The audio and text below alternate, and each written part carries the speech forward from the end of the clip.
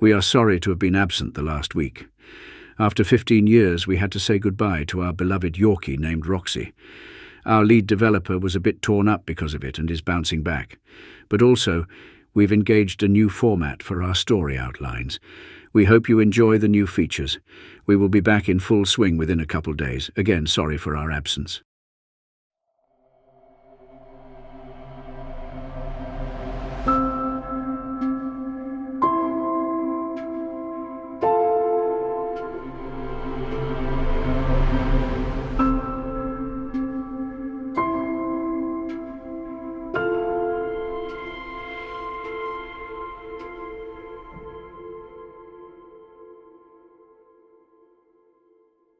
Gather round, fellow dreamers, for the tale of Sonnets of Irony, brought to vivid life by the Dreamweavers at StoryWave.ai.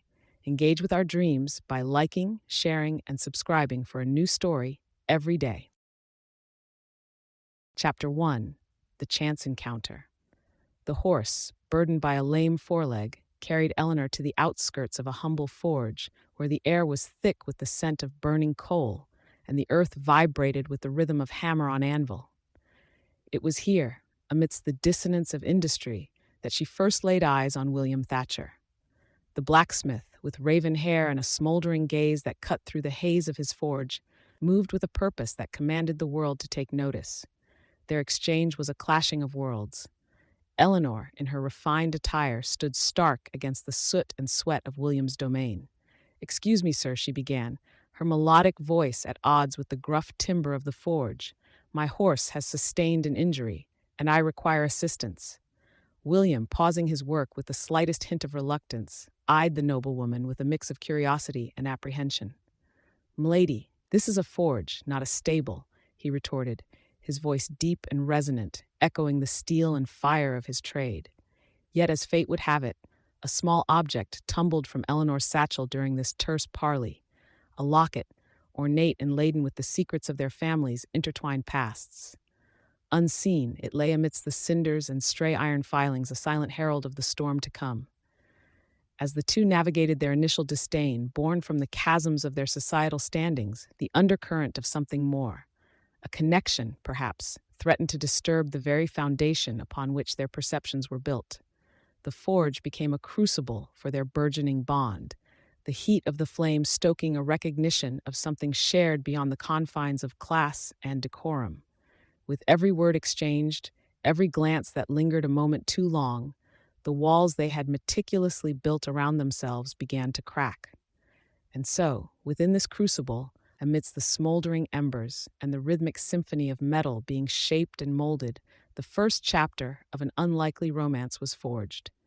The locket, unnoticed for now, awaited the moment its secrets would be unveiled, altering the course of their lives forever. In this intense stew of encounters and societal divides, Eleanor and William stood on the precipice of a journey neither had anticipated, their paths irrevocably intertwined by the hands of fate and a mysterious past locked away in a simple piece of jewelry. The stage was set, the players in motion, and the world around them blissfully unaware of the sonnets of irony that would soon be penned in the annals of their hearts. Chapter 2. The Locket's Whisper. Eleanor, with her usual repose disrupted by the previous day's events, wandered once more, drawn inexplicably towards the forge where the lines of her world had blurred. As she approached, her gaze fell upon the blacksmith, his raven hair flecked with the ashes of his labor, the stark divide of their existences momentarily bridged by a shared glance. "Good day, Master Thatcher," she greeted, her voice a melodic contrast to the forge's bass undertones. "I find myself indebted to your kindness once more." William, turning to face her fully, extended a hand not in greeting but in revelation, presenting the locket with a simple, "This belongs to you, I presume?" The sight of the familiar trinket, with its intricate engravings, struck a chord in Eleanor. Her eyes lingered on the crest, her family's crest, etched into the locket's surface, a symbol she knew well, yet understood little. "Yes, it is mine," she admitted, her graceful yet reserved demeanor faltering under the weight of confusion. The air between them thickened with unvoiced questions and the subtle acknowledgement of a connection that seemed to reach beyond the mere return of a lost item. Eleanor's fingers brushed against William's as she took the locket, the contact sparking a current that neither the noblewoman nor the blacksmith could quite comprehend. William spoke, his words deliberate. "Your family's crest. I've seen it before, in my own father's possessions." His steel gray eyes searched hers, seeking an answer to a riddle that spanned generations. Eleanor processed this revelation, the intricate aggregate of her lineage suddenly unraveling before her. "How can that be?" she inquired, the poise she was known for now tinged with a hint of trepidation. Their conversation meandered through the labyrinth of the past, each turn uncovering fragments of a shared history, the lines of their destinies unwittingly intertwined. All the while, the locket lay in Eleanor's palm, its whispers of lineage and legacy a siren song to their curious souls. As the forge's flames cast flickering shadows upon them, hints of an involuntary attraction began to weave through their exchange. It was a dance of words and looks, a subtle play of light and dark, where the pull of their differences and the push of their similarities created a harmony unique to their encounter. The chapter of their story that unfolded within the forge's embrace spoke not of emotions or feelings, but of the tangible threads that bound their lives, the strike of hammer on anvil, the soft clink of metal, the heat that suffused the air, and the locket, a silent oracle of their entwined fates. And as Eleanor departed, the locket once again secured within her satchel, the undercurrents of curiosity and the whispers of a burgeoning connection lingered, setting the stage for the sonnets yet to be composed in the forge's fiery glow. Chapter 3, An Uncommon Commodity. It was within this bastion of craft, amidst the showers of sparks and the hiss of quenched steel, that Eleanor Fairchild presented herself, her posture as erect as the noble lineage from which she descended. The blacksmith William wiped his hands on a leather apron, the dark smudges upon his skin a pronounced polarity to the pristine gloves that adorned the hands of the noblewoman before him. "Master Thatcher, I come to commission a work of your hands," Eleanor stated, her voice devoid of the warmth of emotion, her words a melody woven with the threads of formality and purpose. William regarded her, the lines of his face etched with a respectful curiosity. "Indeed, Lady Fairchild, and what manner of craft does your heart desire?" he inquired, his tone echoing the depth of his forge. "A railing, not merely for utility but for artistry," she replied, "a piece that speaks to the beholder of beauty and endurance, akin to the swan and the stallion alike." The blacksmith nodded, the concept igniting a spark of admiration for the vision she portrayed. "Such a task would require a consideration of detail and a reverence for the material," he mused aloud. Their negotiation was less about the exchange of coin and more a delicate dance around propriety and mutual respect.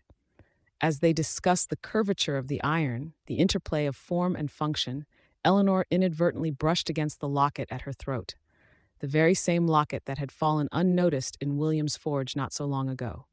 Its surface, warmed by her skin, seemed to pulse with secrets long held dormant. "An emblem," she said suddenly, her eyes locked onto the blacksmith's. "The crest of my family, worked into the design. It is a matter of feeling."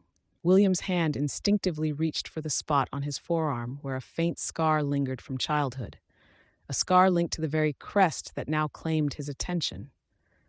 "Sentiment," he echoed, his voice a low thrum that matched the beating of the hammer in the background. "It is a commodity often undervalued, yet it forges bonds stronger than the purest iron." Their discourse continued, the air around them charged with the electricity of a storm yet to break. With each word, each shared insight into the craft, they wove a litter more complex than either would admit. The locket, with its engravings and whispers of scandal, hung heavily between them, a silent testament to a history interlocked and mysteries yet to unravel. As Eleanor departed, leaving William to his thoughts and the heat of his forge, the locket's history, like the iron soon to be wrought into beauty, began to unfurl, a story of two families, a story of power and betrayal. And within the heart of the blacksmith, where the fire of his craft burned brightest, a fascination with the noblewoman and her unexplainable heirlooms smoldered in the shadows, untouched by the flames of emotion, but compelling all the same.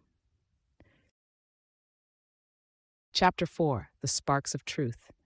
"Master Thatcher, The designs you've presented diverge from the original commission, Eleanor said, her voice steady, betraying none of the storm that brewed in the air between them. William ceased his work, the glow of the embers casting a fiery ragbag upon his visage. Lady Fairchild, the changes were but enhancements, a flourish to elevate the piece from mere function to artistry, he rebutted, his tone firm, unyielding as the iron he shaped. The enhancements, as you call them, are not what I desired.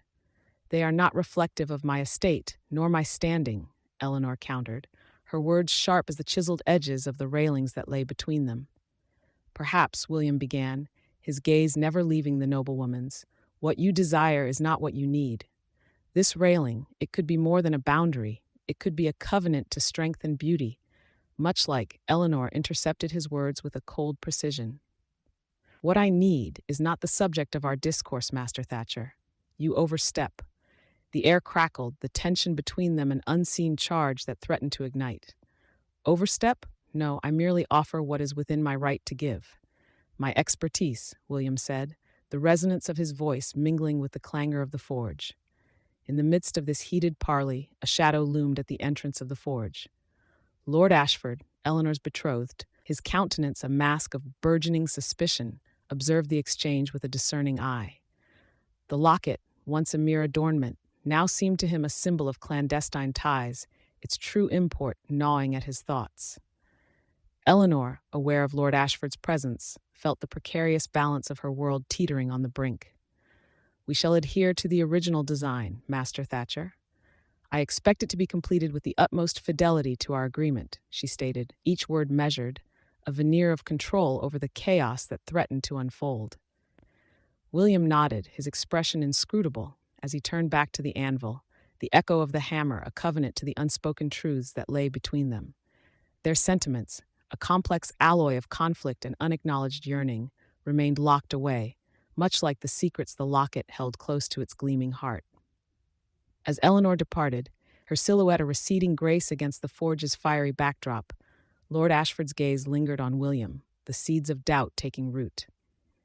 The locket's history, an oddment of intrigue and ancestral ties, began to unravel, the threads of the past weaving a narrative that could alter the course of their futures. And in the heart of the forge, where fire rendered iron pliant, the sparks of truth flew upward, painting the night sky with fleeting embers of a connection that defied the boundaries of their worlds. Chapter 5. Whispers in the Iron. Nora, draped in a cloak that concealed her identity, stepped into the smithy, her presence a silent admission of the gravity that pulled her into William's orbit. The air was thick with the scent of burning coal and the earnest toil of the blacksmith's craft. These late hours you keep could raise suspicion, she remarked, watching as William bent the heated iron to his will. Let them, he replied, his focus never wavering from the glow of molten metal. The night grants us solitude from prying eyes and wagging tongues. The railing is becoming quite the masterpiece, Nora observed, her gaze tracing the swirls and crests of the emerging design. Craftsmanship is only as good as the hand that guides it, and the mind that envisions its purpose, William said, setting down his tools to examine his work alongside her. Their conversation, though devoid of the warmth of shared sentiments, carried an undercurrent of mutual respect and a fascination that neither the blacksmith nor the noblewoman could easily dismiss.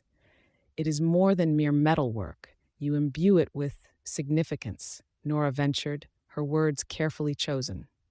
Aye, significance, William echoed, glancing briefly at the locket that hung around her neck, the very emblem of their shared history, now woven into the design of the railing. As the night deepened, they found themselves discussing not just the craft but the lore of their families, the locket's intricate carvings revealing tales of a forbidden love affair that once scandalized their ancestors. The locket, then, is a vessel of truth, a legacy of passion that defied the mores of its time, William mused, his voice a steady timber in the stillness of the smithy. And yet here we stand, a blacksmith and a noblewoman, conversing under the shroud of night as if history itself repeats, Nora added, the observation hanging between them, like the very sparks that danced from the forge. The foundation of their relationship, much like the iron railings, was being forged in the quiet hours of the night, a connection that grew with each clandestine meeting, each furtive exchange of words. Their attraction, a silent force, clashed with the world beyond the smithy's walls, a world that could not understand. As dawn approached and the first light of day threatened to unveil their secret rendezvous, Nora took her leave, the whispers of the past still echoing in her ears, the future uncertain.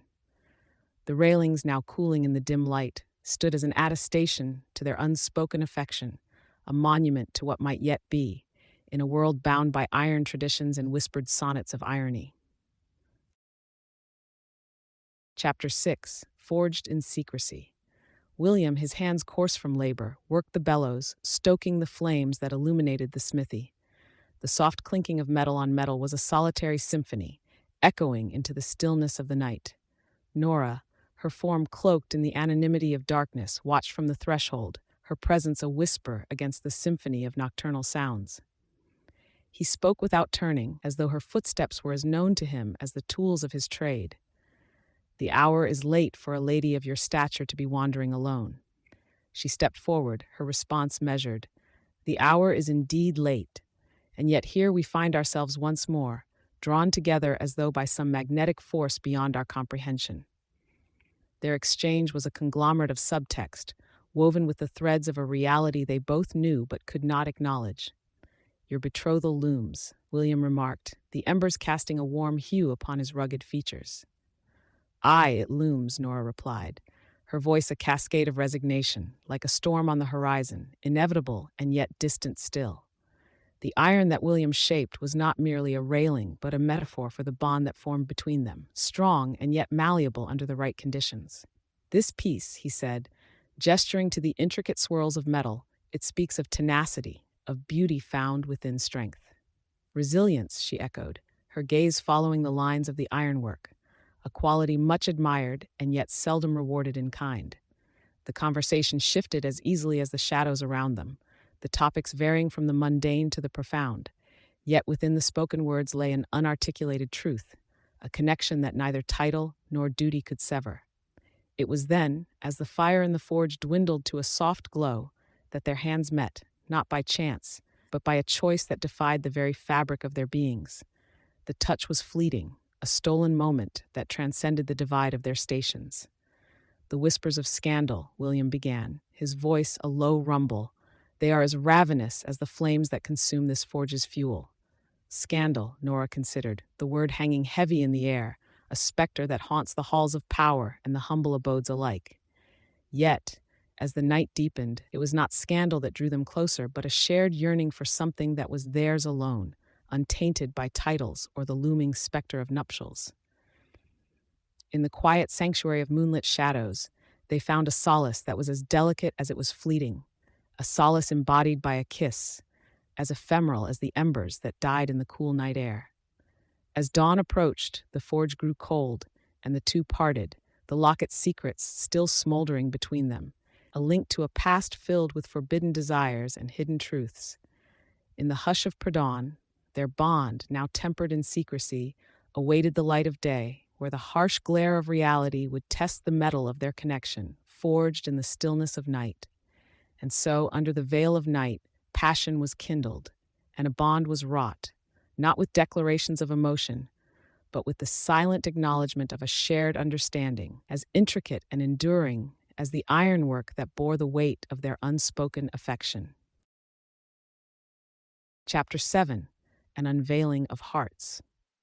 Lord Ashford, his countenance a study of aristocratic scrutiny, kept a vigilant watch over the proceedings, his eyes often flitting to Nora with an owner's assertion. The noblewoman navigated the ballroom with a grace that belied the turmoil that lay beneath her serene exterior, the locket at her throat a illuminator of latent secrets. William, standing at the periphery, appeared a stark figure amidst the sea of nobility, his frame clad not in the soot of the forge, but in the somber attire of a gentleman. His gaze, however, held the intensity of the flames he was more accustomed to, and as it met Nora's, volumes were spoken in the silence of their exchange. "Your presence here is akin to a wolf amongst the lambs," Nora remarked as they came within speaking distance, her tone a perfect blend of jest and earnest. William's lips curled into a half smile, the gesture fleeting. And yet, the wolf finds himself drawn to a certain lamb, despite the shepherd's watchful eye. Their dance began, not merely a joining of hands and a matching of steps, but a delicate confrontation of their intertwined fates. As they moved to the music, the rhythm dictated not just by the orchestra, but by the pulse of the room, each turn brought them closer to the precipice of decision.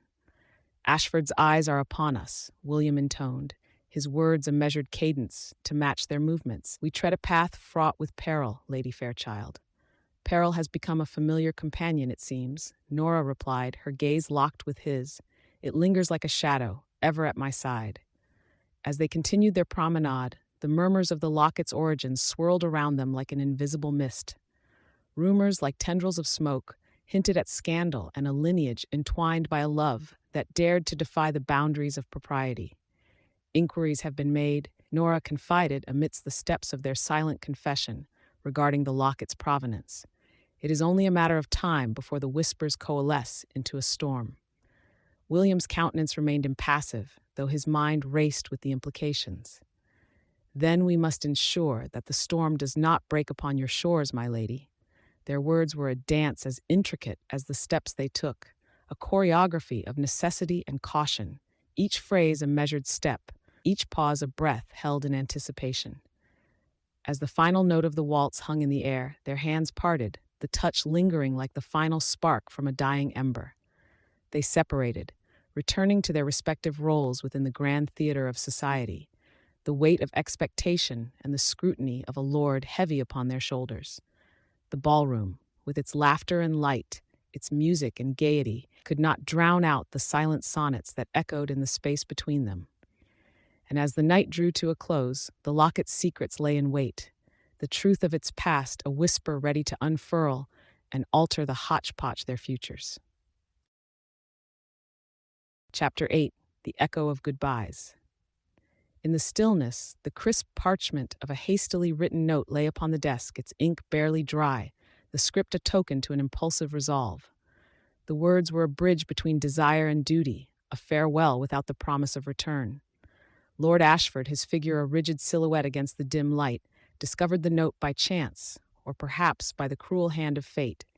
His voice, when he spoke, was a cold blade cleaving the night's silence. "What is this?" he demanded, his words directed at Nora, who had barely crossed the threshold of the room. She turned, her response restrained by the necessity of concealment. "It is a mere trifle.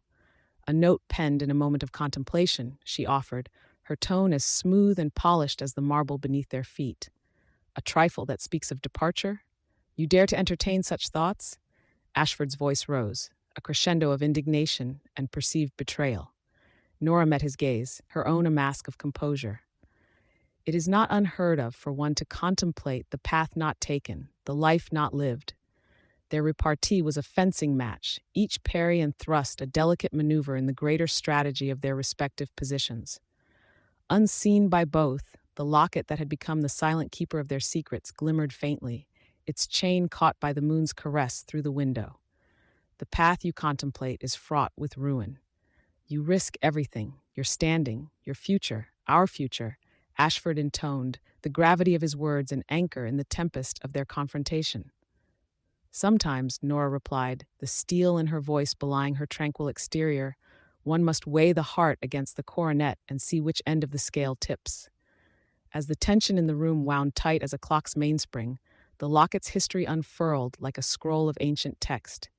Its lineage, a chronicle of a romance long buried beneath the journal of time, now surfaced, its tale intertwining with their own.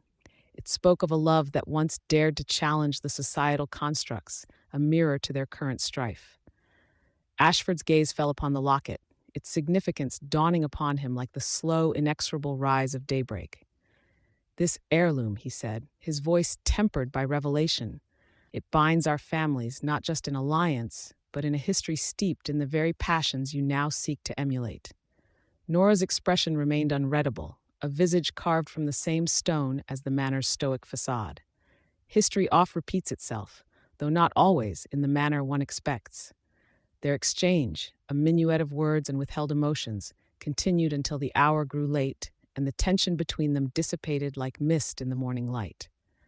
Ashford, his suspicions a heavy cloak upon his shoulders, departed with the note in hand, leaving Nora alone with the locket and the echo of goodbyes that reverberated through the silent corridors. The night, once an oddment of possibilities, now settled into the somber hues of an ending, as Nora clung to the memory of what could have been, a future wrought by the hands of fate, now smoldered to ashes in the forge of their reality. Chapter 9. The Parting of Ways. William Thatcher, who had become more to Eleanor than the titles of their world would allow, found himself at the anvil of his forge, the red-hot glow of iron his only company. His thoughts were with the noblewoman, though their stations in life had placed a chasm between them as wide as the oceans. As daybreak approached, bringing with it the clarity that only the morning light could bestow, Eleanor summoned the courage to confront the truth that lay within the locket.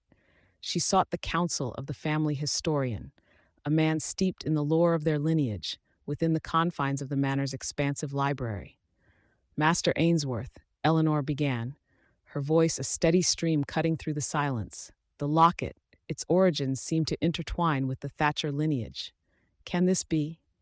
The historian, a wizened figure surrounded by tomes of knowledge, peered at her over wire-rimmed spectacles. "Indeed, Lady Fairchild, the locket is not merely a keepsake but a chronicle of bonds formed and broken, a tale of love interwoven with your own bloodline." Eleanor absorbed his words, the implications unfurling within her mind. And the Thatchers, what role did they play in this chronicle? Ainsworth adjusted his spectacles, the weight of history in his gaze. "A role of significance, my lady. It was a Thatcher who once stood by a Fairchild, their union forbidden, their love a secret etched in the very metal you now hold." Her heart, a vessel of turmoil, remained outwardly calm. She needed to understand the depth of their shared legacy, to grasp the threads of fate that had conspired to draw her to William. Meanwhile, William labored, each strike of the hammer upon the anvil a release of the tension that bound him. The knowledge of the locket's truth had reached him through hushed whispers, the threads of the past weaving a shuffle he could scarcely believe. Later, under the stern eye of the afternoon sun, Eleanor and William met in the expanse of the manor's gardens, their encounter a convergence of necessity and inevitability. "William," Eleanor addressed him, her voice devoid of the warmth that had once colored their exchanges.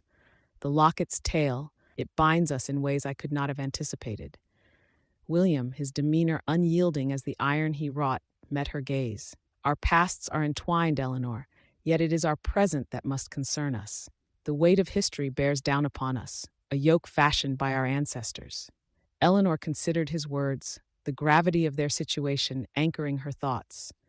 Can we, in good conscience, pursue what our hearts yearn for, knowing that it is built upon a foundation laid by others? Their conversation, a labyrinth of insight and unvoiced sentiments, circled the truth of their bond, a love that, while genuine, was overshadowed by the specter of their lineage. As the day waned and shadows grew long, Eleanor and William parted, their crises a gulf that neither could bridge. The locket lay heavy against Eleanor's chest, its legacy a chain that bound her to a past she could neither embrace nor escape. And so, beneath the boughs of ancient trees, they faced the parting of ways, their connection a memory etched in the iron of William's forge, and the golden locket that bore the whispers of a history neither could deny. Chapter 10. A Love Forged in Truth. William Thatcher, his hands bearing the tale of his toil, wandered amidst the vestiges of history, his steel-gray eyes reflecting the gravity of his thoughts. The paths of the two individuals, disparate as they were in origin, converged upon this place of memories and lost futures. "Miss Fairchild," William's voice broke the hush that hung over the abbey, his form emerging from the archway where once stained glass filtered the light of suns past. "Master Thatcher," Eleanor replied, her gaze meeting his, the green of her eyes a mirror to the foliage that reclaimed the holy site. Fate is wont to play its hand at the most unexpected of turns. Their exchange was the clashing of two worlds, the discourse rich with the knowledge of their shared yet separate existences. "It seems the sonnet of our acquaintance endures, despite the myriad forces that conspire against its verses," William remarked, his words devoid of warmth but rich with meaning. Fate, it appears, is not without a sense of irony, Eleanor responded, her tone even and measured. For it is here, in the shadow of piety and penance, that we dare to speak of that which divides us. The societal chasm that lay between them was a specter, ever present and ever daunting. This divide, it is but the construct of man's design, a barrier as tangible as the iron that once graced these gates, William said, gesturing to the corroded metal that lay strewn amongst the undergrowth. And yet, it is a barrier that holds firm, insurmountable in the eyes of those who decree it so, Eleanor countered, her words laced with the resignation of her station. Their conversation, lengthy and laden with the wisdom of their experiences, wove through the ruins like the ivy that clung to the stones. Each phrase, each carefully chosen word, was a note in the sonnet of their shared journey. As they stood, the locket, a symbol of their entwined legacies, lay against Eleanor's gown, its surface etched with secrets that bound them together through history and heartache. "This locket," she began, her fingers tracing the engraved crest, "it is the echo of a love that once dared to cross the boundaries set by birth and blood." William nodded, his expression somber. "And it is that very echo that resonates within us, a call to seek a truth beyond the barriers we face." Their discourse turned to the locket's legacy, the revelation of its history, unraveling the threads of a long-forgotten romance. It was a narrative that bound their families in ways that neither law nor society could dictate. As the day gave way to dusk and the light waned within the cloistered arches of the abbey, Eleanor and William faced the precipice of their own story. Their chance encounter, a moment captured within the embrace of iron and ivy, held the promise of a shared future, one that defied the irony of their births and the shackles of their stations. And in this moment, amidst the remnants of an age gone by, they stood resolute, their determination a silent vow to push beyond the limits that the world imposed upon them. The sonnet of their love, enduring and unwritten, echoed through the abbey ruins, an exemplification to the strength of a bond forged not in the fires of passion, but in the crucible of truth. The end. Sonnets of Irony was generated by patent-pending AI technology developed by StoryWave. Any resemblance to real events, persons, or copyrighted material is purely coincidental. StoryWave does not endorse or promote any specific views, opinions, or actions portrayed in this story. We thank you for experiencing the wonder of AI alongside us.